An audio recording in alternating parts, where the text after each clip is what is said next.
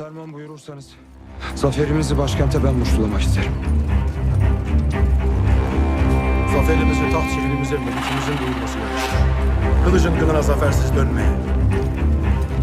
Şu zafer meydanını kur gücünden bilip aldanmayasın. Her daim rızayı ilahiyi dileyesin ki Allah da seni zaferden beri koruyor. Hep böyle zafer muşusu taşıyorsun oğlum.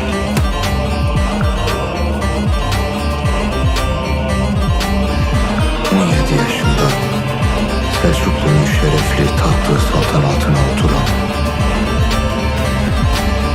Yüce Allah'ın davasına hakim kılmaya ve devletini yüceltmeye ant içen.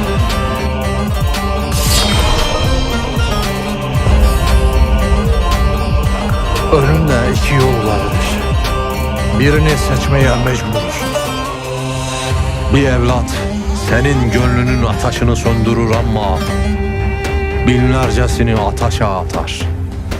Şimdi de bana, evladın mı, devletin mi? Kılıcında adalet taşıyan, cihanın dört bir yanına bu adaleti götüren, zalimlere pençe vuran, mazlumlara kanat geren.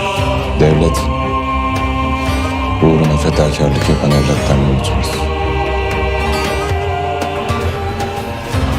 Küffarın zulmüne karşı ömrü gazalarda geçiren.